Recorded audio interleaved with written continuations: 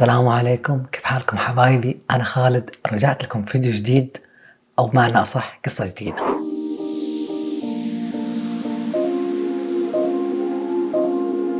أكيد كلكم في الفترة الأخيرة قريتوا أو سمعتوا هذا الاسم، جيفري إبستين، ملياردير أسقطته تهم استغلال القاصرات والتجارة بالبشر. لقوا رجل الأعمال الملياردير جيفري إبستين ميت بزنزانته في سجن بنيويورك، واللي كان ينتظر محاكمته على خلفية اتهامات تهريب البشر لأغراض جنسية بحسب وسائل الإعلام الأمريكية. ونفى جيفري ارتكاب أي جرم في اتهامات التهريب والتأمر. إيش القصة؟ في عام 2011 أكد جيفري إبستين لصحيفة نيويورك بوست واللي كانت تسوي تحقيق عنه إنه مو وحش مفترس يبحث عن طرائقه لإشباع رغبته الجنسية. أنا مجرد مذنب، والفرق بين الأمرين مثل الفرق بين جريمة قتل وسرقة كعكة. وبعد عقد كامل من الزمن انسجن جيفري بعد إعادة فتح التحقيق في القضية، واللي انحكم بسببها عام 2008. لكن التهمة الجديدة مو استغلال قاصر بغرض الدعارة، بل تهريب البشر لأغراض الجنس، وهذه التهمة أبعد ما تكون عن جنحة سرقة كعكة. كان جيفري يتمتع بنفوذ وسطوة لدرجة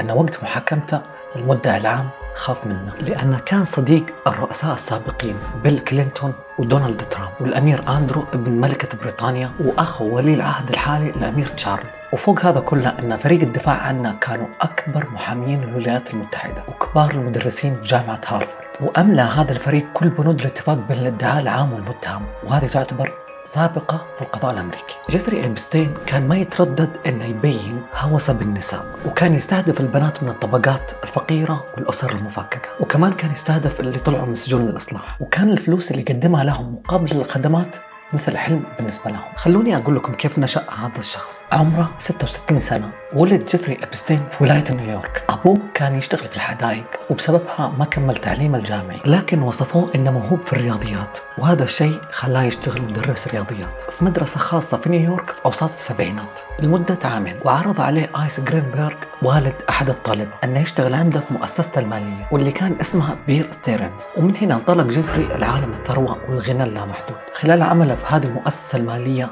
تولى جيفري خدمة كبار رجال الأعمال والمستثمرين، وكانت مهمته أن يقدم لهم المشورة على مجالات الاستثمار المثالية. ومن بين هذول الأثرياء كان ليزلي فيكسنر صاحب ماركة الملابس الداخلية النسائية المشهورة فيكتوريا سيكريت، واللي بعدين صار مستشار المالي. أسس جيفري إبستين شركته الخاصة عام 1982 والمتخصصة في مجال إدارة الاستثمارات، وبفضل الكاريزما والذكاء اللي عنده قدر أنه يجذب أغنياء العالم. ويقال إنه ما كان يقبل بأقل من $1,000,000 لو حب شخص أن يستثمر عنده. امتلك خلال فترة قصيرة أغلى وأكبر عقار في مانهاتن بنيويورك، وتبلغ مساحة طوابقه 59,000 متر مربع، وقصور في فلوريدا ونيو مكسيكو، وجزيرة خاصة في الكاريبي، وشقة في شارع فوش الراقي باريس. وكانوا النجوم والمشاهير والفنانين وكبار الشخصيات ضيوف شبه دائمين على الموائد اللي كان يسويها جيفري إبستين، مثل كيفن سبيسي وودي ألان ودونالد ترامب وكلينتون. اتكلم عنه ترامب عام 2002 وقال: أعرفه من 15 سنة وأنه شخص هائل وصحبته مليئة بالمتعة، ويقال أنه يحب النساء الجميلات مثلي وأنه يميل إلى النساء صغيرات السن. جيفري يستمتع بحياته الاجتماعية دون شك. كان هذا كلام دونالد ترامب. وقال جيفري اللي طلع بلبس الاتهام الأزرق إنه غير مذنب. وتقول لائحة الاتهام أن جيفري أغرى فتيات قصر عشان يزوروه في قصور يمتلكها مانهاتن وفلوريدا بين عامين 2002 و2005. وبحسب الاتهامات كان بعض أعمار هذول البنات 14 سنة، كانوا ياخذوا مئات الدولارات مقابل أعمال جنسية. ويواجه جيفري اتهامات التجارة بالأطفال بغرض الجنس وتهمة التأمر واستغلال النفوذ عشان هذا الغرض. مسكوه في مطار تيتربورو لما وصل من فرنسا على طيارته الخاصة. إيش اللي ورد بعرضة الاتهام؟ بتقول عرضة الاتهام أن جيفري كان على علم بأن ضحاياه واللي هم البنات الصغار أعمارهم ما كانت تتعدى 18 سنة، وإنه كان يطلب منهم في أغلب الأحوال أعمال تدليك وكون عاريات قبل ما يتعرضوا للاعتداء الجنسي بعد هذا الشيء. وكمان ذكر في العريضة أن المتهم أنه كان يدفع فلوس لبعض ضحاياه عشان يجلبوا له بنات ثانيات يسووا نفس الشيء. وكمان أضيف في عريضة الاتهام أن جيفري إبستين كان يتأمر مع ناس ثانيين من بينهم موظفين وشركاء ساعدوه في تنظيم مواعيد مع بنات صغار في قصوره في مانهاتن أو بالم بيتش. ويقول جيفري أنه كان عباله أن سن هذول البنات أكبر من 18 سنة وإن هذه المواعيد كانت بالتراضي. وقال المدعي العام لجنوب نيويورك جيفري بيرمان أن الشرطة لما فتشت بيتها لقت صور البنات عاريات. وكان يناشد المدعي العام جيفري بيرمان أي ضحية أو أي شخص عنده معلومة حول هذا الموضوع أن يتوجه فيها للقضاء على طول. شخصيات مهمة على علاقة بجيفري إبستين. بخصوص الاتهامات الموجهة لجيفري إبستين، قال الرئيس السابق كلينتون في بيان أنه ما يعرف أي شيء عن هذه الجرائم المنظمة، وقال في بيانه أنه سافر 4 رحلات على متن طائرة خاصة مع جيفري إبستين، وأنه كمان التقى في اجتماع في عام 2002. وقال كمان الرئيس السابق كلينتون أن له تقريبا أكثر من 10 سنين ما تكلم فيها مع جيفري إبستين. وفي عام 2003 حاول جيفري إبستين أنه يشترك مع منتج هوليوود واللي حاليا مسجون بتهمة الاغتصاب، واللي هو هارفي وينستون. كان يبغى يشترك معه على أساس يشتروا مجلة نيويورك، لكن الشيء هذا ما تم. وفي نفس السنة تبرع لجامعة هارفارد بمبلغ 30 مليون دولار. تفادى جيفري إبستين أنه يظهر في المناسبات العامة ويقبل دعوات العشاء في المطاعم، وظل محافظ على حياة خاصة بعيدة عن الأضواء. وارتبط بعلاقة مع ملكة جمال السويد السابقة إيفا أندرسون وتشيزلين بنت الناشر روبرت ماكوسيل، لكنه ما تزوج أبدا. ووصفتها رئيسة شركة المجوهرات تيفاني في عام 2003 بأنه لغز كبير ويشبه الشفرة ومنغلق جدا. بداية المشاكل في عام 2005 اتصلت وحدة بالشرطة وقالت بأن بنت زوجها اللي عمرها 14 سنة تعرضت لاعتداء جنسي على يد رجل ثري من بالم بيتش. وخلال استجواب الشرطة قالت البنت اللي صار معها بالتفاصيل. قالت في بيت فخم وكبير في رجل شعره رمادي طلب منها أنها تدلك جسمه وهو عارٍ تماما، وأنها أمرها أنها تخلع ملابسها. وعرضت عليها الشرطة صور بعض الأثرياء في هذيك المنطقة، ومن بينها كانت صورة جيفري إبستين واللي تعرفت عليه على طول.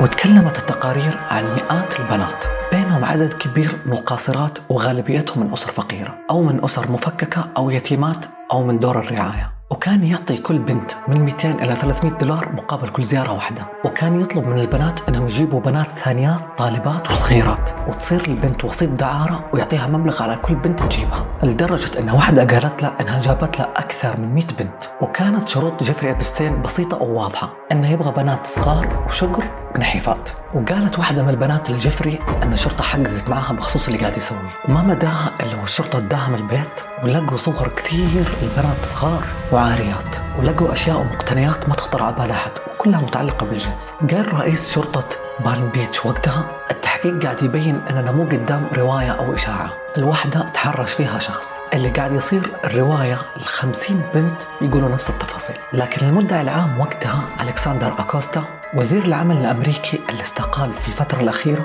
بسبب اتفاق، وكان الاتفاق مع محامي جيفري على أساس أنه يعترف تهمة صغيرة وينسجن لمدة 18 شهر ويندرج اسمه في سجل المتهمين بجرائم الجنس. الاتفاق هذا سمح لجيفري إبستين أنه يتفادى مواجهة محكمة فيدرالية ويتقفل ملف تحقيق مكتب التحقيقات الفيدرالي في القضية. وكان من بين بنود الاتفاق أنهم يكتموا على الموضوع وما يكشفوا عن أسماء أي أشخاص في القضية ويمنعوا محاكمتهم، وفوق هذا كله أنهم ما بلغوا الضحايا بالاتفاق.